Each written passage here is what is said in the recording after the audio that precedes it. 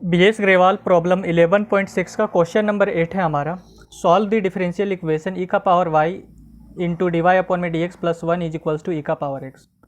तो ये जो डिफरेंशियल इक्वेशन है वो हमारा बर्नौलीज इक्वेशन पर बेस्ड क्वेश्चन है, और बर्नौलीज इक्वेशन को हम लोग reducible to the Leibnitz linear equation भी कहते हैं। ठीक है, तो इस क्वेश्चन को जब मैं सॉल्व करूँगा और इसमें जो मैं प्रोसीजर अप्लाई करूँगा वो हमारा हर एक वो क्वेश्चन में अप्लाई होगा जो बर्नौलीज इक्वेशन पर बेस्ड रहेगा। तो चलिए इसको सॉल्व करते हैं। तो यहाँ पर ये जो ई का पावर वाई है आप इसको अंदर लेके जाइए, तो ये हो जाएगा ई का पावर वाई और डी वाई अपॉन में डी एक्स और प्लस ई का पावर वाई इसके साथ मल्टीप्लाई करेगा तो यहाँ हो जाएगा ई का पावर वाई और that is equals to E का पावर एक्स। अब यहाँ पर देखिए, यहाँ पर आ रहा है हमारा ई का पावर वाई। अगर हम इस ई का पावर वाई को अगर मैं जेड मान लूँ और इसको डिफ्रेंशिएट कर दूँ विथ रिस्पेक्ट टू एक्स तो हमारा ये निकल कर आ जाएगा। ठीक है, तो पुट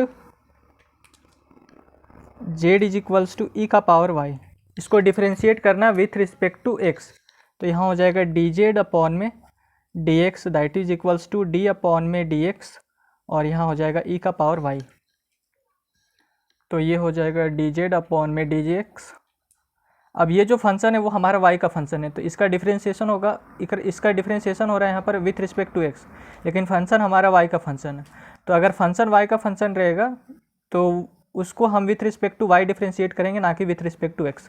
तो इसको है सो थोड़ा मॉडिफाई करना पड़ेगा। तो हम यहाँ पर लिखते हैं डी अपॉन में डी वाई, यहाँ हो जाएगा ई का पावर y, और यहाँ पर एक नीचे में मैंने डी वाई लिखा तो एक डी वाई हमें यहाँ पर भी लिखना पड़ेगा, और ये जो डी एक्स है इसको यहाँ पर लिखें ताकि ये डी वाई से ये डी वाई कैंसिल हो जाए और यहाँ पर डी अपॉन में डी एक्स बचे जो कि यहाँ पर है। ठीक है, तो यहाँ हो जाएगा डी जेड अपॉन में डी एक्स। अब ई का पावर वाई का डिफरेंशिएशन होता है ई का पावर वाई और ये डी वाई अपॉन में डी एक्स। यहाँ पर देखिए ई का power Y into D Y by D X आ रहा है, तो ई का power Y into D Y by D X के स्थान पर आप लिख सकते हैं डी जेड अपॉन में डी एक्स। तो ये हो जाएगा डी जेड अपॉन में डी एक्स। ठीक है, और यहाँ पर ई का पावर वाई आ रहा है, तो ई का पावर वाई के स्थान पर है यहाँ पर जेड, तो यहाँ पर हो जाएगा plus Z is equals to E का पावर एक्स। अब यहाँ पर जो डिफरेंशियल इक्वेशन जो बन रहा है वो हमारा एक लीनियर डिफरेंशियल इक्वेशन बन रहा है। ठीक है, तो लीनियर डिफरेंशियल इक्वेशन हमारा या तो इस फॉर्म का रहता है या तो इस फॉर्म का, लेकिन ये जो डिफरेंशियल इक्वेशन बन रहा है वो हमारा इस फॉर्म का बन रहा है। केवल इस जेड के स्थान पर यहाँ पर वाई है, यहाँ पर दो वाई है तो इस जगह पर हमारा दो जेड है, बाकी बात नीचे में हमारा यहाँ डी एक्स है तो यहाँ पर भी डी एक्स है। ओके, अब देखिए यहाँ पर p है तो p के स्थान पर है यहाँ 1, तो p इज इक्वल्स टू हो जाएगा 1। यहाँ पर e का पावर x है तो q के स्थान पर हो जाएगा e का पावर x।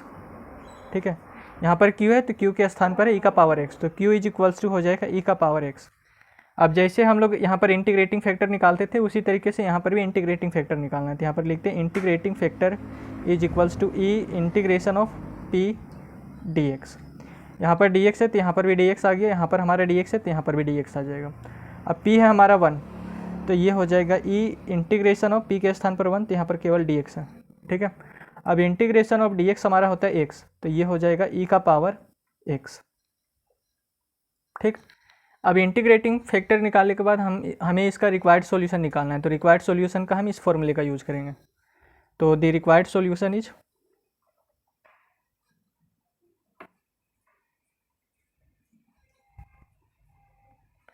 यहाँ पर y था तो यहाँ पर y इंटू इंटीग्रेटिंग फैक्टर आया, यहाँ पर हमारा z है तो यहाँ हो जाएगा z into integrating factor that is equals to integration, फिर q इंटू इंटीग्रेटिंग फैक्टर है तो यहाँ पर हो जाएगा q इंटू इंटीग्रेटिंग फैक्टर, फिर यहाँ पर नीचे में dx था तो इस जगह पे dx आया, तो यहाँ पर भी हमारा dx है तो यहाँ पर भी हमारा dx आएगा और प्लस c।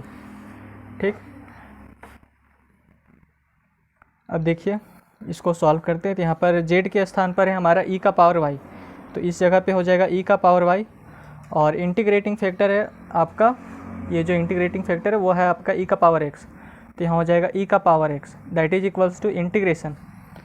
अब q है आपका e का पावर x, तो यहाँ पर q के स्थान पर हो जाएगा e का पावर x, फिर आ रहा है इंटीग्रेटिंग फैक्टर, तो इंटीग्रेटिंग फैक्टर है आपका e का पावर x, तो यहाँ हो जाएगा e का पावर x ये dx और प्लस c।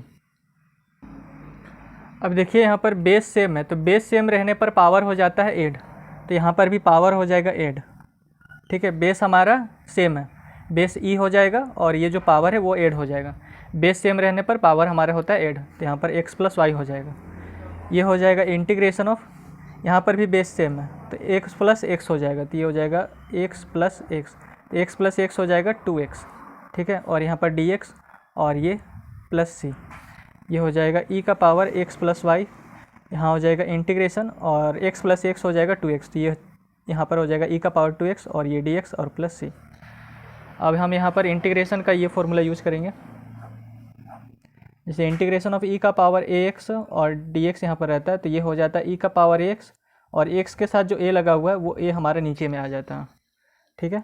तो यहाँ पर भी उसी तरीके से हो जाएगा, यहाँ पर e का पावर 2x है तो e का पावर 2x का इंटीग्रेशन हो जाएगा e का पावर 2x से, और x के पीछे जो 2 लगा हुआ है वो हमारा नीचे में आ जाएगा, ओके। और ये प्लस सी, और यही है सो आपका रिक्वायर्ड सॉल्यूशन हो जाएगा। तो अगर आपको ये वीडियो अच्छा लगा हो तो चैनल को सब्सक्राइब, वीडियो को लाइक और अपने दोस्तों के साथ शेयर ज़रूर करें। धन्यवाद।